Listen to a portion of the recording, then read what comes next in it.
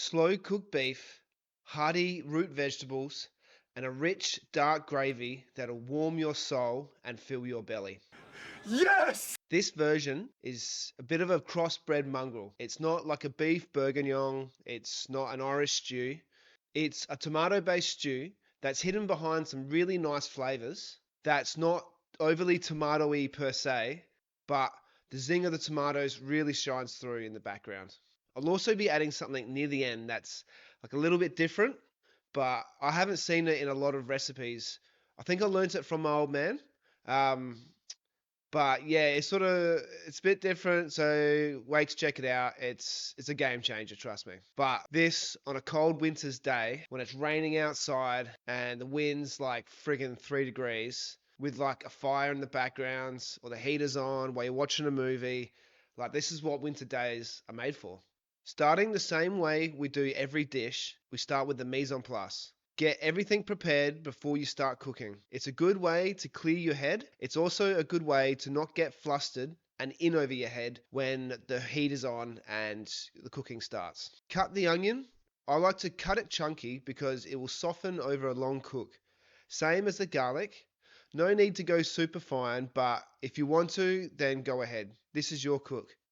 Put that in a separate bowl though from the onion.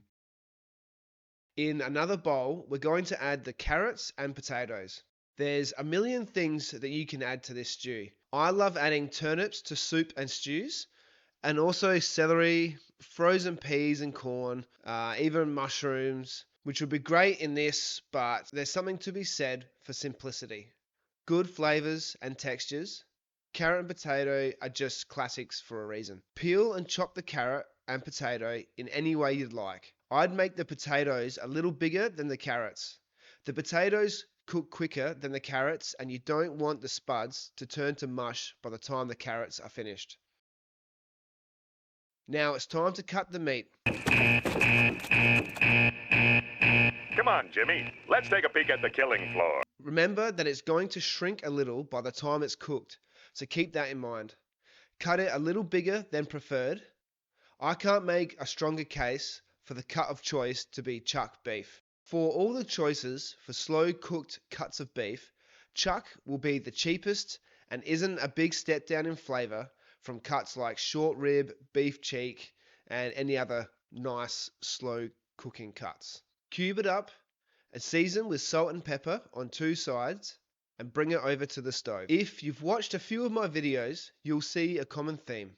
Fry the meat off first, then use the onion to lift off the fond from the bottom of the pan, deglaze, and then move on from there. This will be no exception. Brown 2 sides of the beef, in batches if you have to, and put aside. Turn down the heat to a medium-low and add the onion with a pinch of salt. If the onion isn't getting the browning off the bottom quick enough, then add 125 to 250 ml of red wine. This will also help to add a depth of flavour and a nice dark colour to your stew. When it's reduced by half, add your garlic and tomato paste for a good 2 minutes or so. Stirring it through, letting it saute in the heat before adding the rest of the ingredients. Once that's done, dump in your browned beef and all of its juices. 1 can of diced tomatoes, beef stock, sauces and spices, and semi-cover and get to a boil. Depending on how much time you have, I like to simmer this for at least 45 minutes before adding my vegetables. But if you press for time, you can add it now after it comes up to a simmer. You just won't get the best out of your chuck beef. You want that simmering for like a good, 1.5 at least, 1.5 to 2 hours to get the most out of it. But if you press for time, like I said, you can smash this out in an hour and it will still be yummy. Trust me. Trust me. After 45 minutes, add in your carrot and potato and anything else you want in your stew. If it looks a little too thick throughout the cook, feel free to add some water as you go. Once everything's in and we're back to a boil, simmer this for another 45 to 60 minutes with the lid slightly opened. Make sure to stir this every 15 minutes or so, and after 45 minutes, taste a potato. They will be the first to overcook, so gauge the rest of your cook on that. When you're happy with the cookedness of your vegetables, we're going to add an ingredient that's a little strange. Probably not the healthiest option, and something that it took me a little bit to get used to. We put in half a cup of instant gravy. I don't want to hear any bloody stew snobs. Like I said, we're not making a beef bourguignon or buff bourguignon. We're not making an Irish stew with Guinness. And there's no rules to this, right? It is like a little gross, putting gravy in, but it's a game changer. It makes it silky smooth, gives it a thickness. Like I've tried it without it, and I've tried to replicate it without it, and you can't. So, mate, just try. Just try this once, and if you don't like it, hit me up in the comments and say I'm shit, alright? I dare you. I double dare you, motherfucker! Just try it, man. Trust me, alright? Fucking try it, bro. Just fucking... Dude. Nah, but do it. Like, honestly, like, do it. You'll love it. Just do half a cup, and you're like, oh, that looks alright. That tastes alright. Maybe try it a little bit more.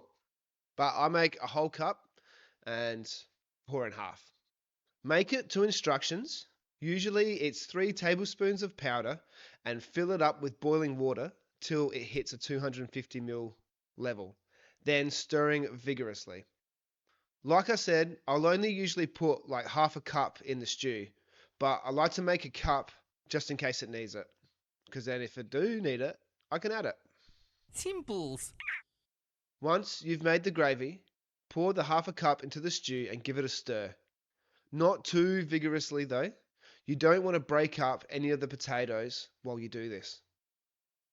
Have a look, and if you're happy with that, add a drizzle of acid.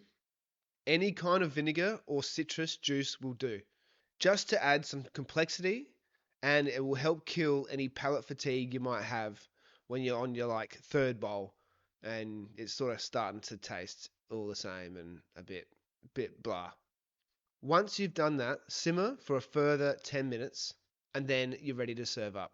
Everyone has their own way of serving up a stew, whether it's with a side of rice or some pasta or some mashed potato, or as I like to do, just in a bowl with some buttered fresh white bread to the side. And if you got like a bloody baguette, even better. Absolutely delicious. It's warming and good for the soul and will just make everything right on a wet, cold winter's day. Enjoy. Enjoy. Enjoy. Fucking enjoy it. Enjoy. Shout outs to Chef John. And as always, enjoy. Hopefully that recorded. Hopefully this recorded. Holy wreck.